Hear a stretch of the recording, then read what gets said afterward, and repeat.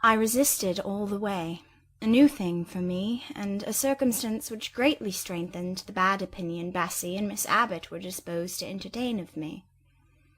The fact is, I was a trifle beside myself, or rather out of myself, as the French would say. I was conscious that a moment's mutiny had already rendered me liable to strange penalties, and like any other rebel slave, I felt resolved, in my desperation, to go all lengths. "Hold her arms, Miss Abbot. She's like a mad cat." For shame, cried the lady's maid. What shocking conduct, Miss Eyre, to strike a young gentleman, your benefactress's son, your young master. Master? How is he my master? Am I a servant? No, you are less than a servant, for you do nothing for your keep. There, sit down, and think over your wickedness. They had got me by this time into the apartment indicated by Mrs. Reed, and had thrust me upon a stool. My impulse was to rise from it like a spring. Their two pair of hands arrested me instantly. "If you don't sit still, you must be tied down," said Bessie. "Miss Abbot, lend me your garters. She would break mine directly." Miss Abbot turned to divest a stout leg of the necessary ligature. This preparation for bonds and the additional ignominy it inferred took a little of the excitement out of me. "Don't take them off," I cried. "I will not stir." In guarantee whereof I attached myself to my seat by my hands. "Mind you don't," said Bessie, and when she had ascertained that I was really subsiding, she loosened her hold of me. Then she and Miss Abbot stood with folded arms, looking darkly and doubtfully on my face, as incredulous of my sanity. "She never did so before," at last said Bessie, turning to the Abigail. But it was always in her, was the reply. I've told Mrs. often my opinion about the child, and Mrs. agreed with me. She's an underhand little thing. I never saw a girl of her age with so much cover.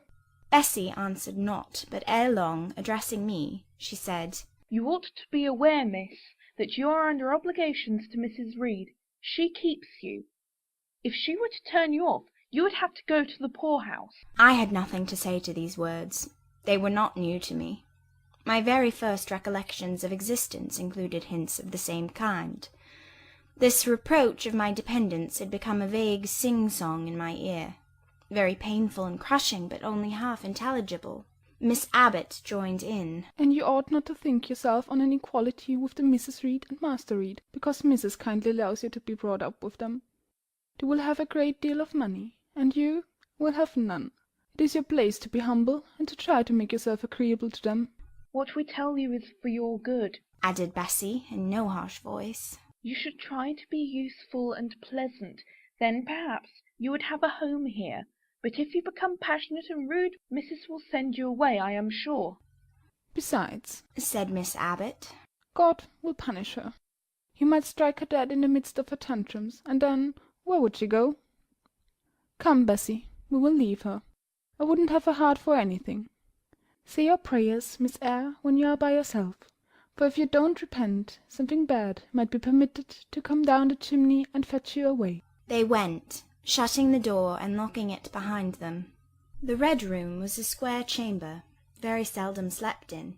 I might say never, indeed, unless when a chance influx of visitors at Gateshead Hall rendered it necessary to turn to account all the accommodation it contained. Yet it was one of the largest and stateliest chambers in the mansion. A bed supported on massive pillars of mahogany, hung with curtains of deep red damask, stood out like a tabernacle in the centre. The two large windows, with their blinds always drawn down, were half shrouded in festoons and folds of similar drapery. The carpet was red. The table at the foot of the bed was covered with a crimson cloth. The walls were a soft fawn colour, with a blush of pink in it. The wardrobe, the toilet table, the chairs were of darkly polished old mahogany. Out of these deep surrounding shades rose high and glared white the piled-up mattresses and pillows of the bed, spread with a snowy Marseille counterpane. Scarcely less prominent was an ample cushioned easy-chair near the head of the bed, also white, with a footstool before it, and looking, as I thought, like a pale throne. This room was chill because it seldom had a fire. It was silent because remote from the nursery and kitchen. solemn because it was known to be so seldom entered.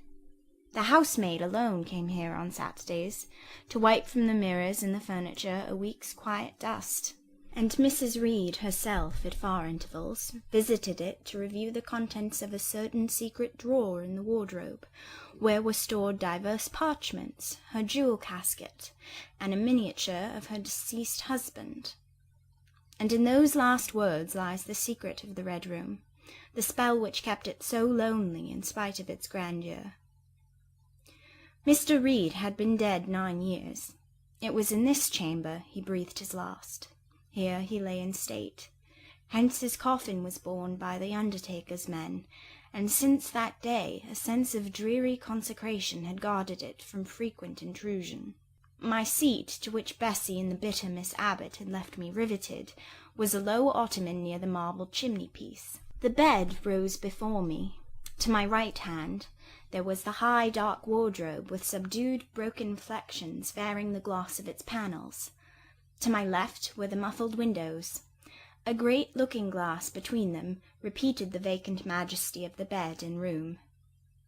I was not quite sure whether they had locked the door, and when I dared move, I got up and went to see. Alas, yes, no jail was ever more secure. Returning, I had to cross before the looking-glass. My fascinated glance involuntarily explored the depth it revealed. All looked colder and darker in that visionary hollow than in reality, and the strange little figure there gazing at me, with a white face and arms specking the gloom, and glittering eyes of fear moving where all else was still, had the effect of a real spirit. I thought it like one of the tiny phantoms, half fairy, half imp, Bessie's evening stories represented as coming out of lone ferny dells and moors, and appearing before the eyes of belated travellers. I returned to my stool. Superstition was with me at that moment, but it was not yet her hour for complete victory. My blood was still warm. The mood of the revolted slave was still bracing me with its bitter vigour. I had to stem a rapid rush of retrospective thought before I quailed to the dismal present. Old John Reed's violent tyrannies, all his sister's proud indifference, all his mother's aversion, all the servants' partiality turned up in my disturbed mind like a dark deposit in a turbid well. Why was I always suffering, always browbeaten, always accused, for ever condemned? Why could I never please? Why was it useless to try to win anyone's favour? Eliza, who was headstrong and selfish, was respected. Georgiana, who had a spoiled temper, a very acrid spite, a captious and insolent carriage, was universally indulged. Her beauty, her pink cheeks and golden curls, seemed to give delight to all who looked at her, and to purchase indemnity for every fault. John no one thwarted, much less punished, though he twisted the necks of the pigeons, killed the little pea-chicks, set the dogs at the sheep, stripped the hothouse vines of their fruit, and broke the buds off the choicest plants in the conservatory. He called his mother "Old girl," too, sometimes reviled her for her dark skin similar to his own, bluntly disregarded her wishes, not unfrequently tore and spoiled her silk attire, and he was still her own darling. I dared commit no fault. I strove to fulfil every duty, and I was termed naughty and tiresome, sullen and sneaking from morning to noon, and from noon to night. My head still ached and bled with the blow and fall I had received. No one had reproved John for wantonly striking me, and because I had turned against him to avert further irrational violence, I was loaded with general opprobrium. Unjust, unjust, said my reason, forced by the agonizing stimulus into precocious though transitory power, and resolve equally wrought up, instigated some strange expedient to achieve escape from insupportable oppression, as running away, or if that could not be effected, never eating or drinking more, and letting myself die. What a consternation of soul was mine that dreary afternoon! How all my brain was in tumult, and my heart in insurrection! Yet in what darkness, what dense ignorance was the mental battle fought! I could not answer the ceaseless inward question, why I thus suffered. Now, at the distance of, I will not say how many years, I see it clearly. I was a discord in Gateshead Hall. I was like nobody there. I had nothing in harmony with Mrs. Reed or her children or her chosen vassalage. If they did not love me, in fact, as little did I love them. They were not bound to regard with affection a thing that could not sympathize with one amongst them, a heterogeneous thing, opposed to them in temperament and capacity and propensities, a useless thing, incapable of serving their interest or adding to their pleasure, a noxious thing, cherishing the germs of indignation at their treatment, of contempt of their judgment. I know that had I been a sanguine, brilliant, careless, exacting, handsome, romping child, though equally dependent and friendless, Mrs. Reed would have endured my presence more complacently. Her children would have entertained for me more of the cordiality of fellow-feeling. The servants would have been less prone to make me the scapegoat of the nursery. Daylight began to forsake the Red Room. It was past 4 o'clock, and the beclouded afternoon was tending to drear twilight. I heard the rain still beating continuously on the staircase window, and the wind howling in the grove behind the hall. I grew by degrees cold as a stone, and then my courage sank. My habitual mood of humiliation, self-doubt, forlorn depression fell damp on the embers of my decaying ire. All said I was wicked, and perhaps I might be so. What thought had I been but just conceiving of starving myself to death? That certainly was a crime, and was I fit to die? Or was the vault under the chancel of Gateshead Church an inviting bourne? In such vault, I had been told, did Mr. Reed lie buried, and led by this thought to recall his idea, I dwelt on it with gathering dread. I could not remember him, but I knew that he was my own uncle, my mother's brother, that he had taken me when a parentless infant to his house, and that in his last moments he had required a promise of Mrs. Reed that she would rear and maintain me as one of her own children. Mrs. Reed probably considered she had kept this promise, and so she had, I dare say, as well as her nature would permit her. But how could she really like an interloper not of her race, and unconnected with her after her husband's death by any tie? It must have been most irksome to find herself bound by a hard-wrung pledge to stand in the stead of parent to a strange child she could not love, and to see an uncongenial alien permanently intruded on her own family group. A singular notion dawned upon me.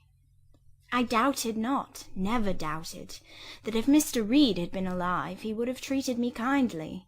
And now, as I sat looking at the white bed and overshadowed walls, occasionally also turning a fascinated eye towards the dimly gleaming mirror, I began to recall what I had heard of dead men, troubled in their graves by the violation of their last wishes, revisiting the earth to punish the perjured and avenge the oppressed. And I thought Mr. Reed's spirit, harassed by the wrongs of his sister's child, might quit its abode, whether in the church vault or in the unknown world of the departed, and rise before me in this chamber. I wiped my tears and hushed my sobs, fearful lest any sign of violent grief might waken a preternatural voice to comfort me, or elicit from the gloom some hallowed face bending over me with strange pity. This idea, consolatory in theory, I felt would be terrible if realized. With all my might I endeavoured to stifle it. I endeavoured to be firm. Shaking my hair from my eyes, I lifted my head and tried to look boldly round the dark room. At this moment a light gleamed on the wall.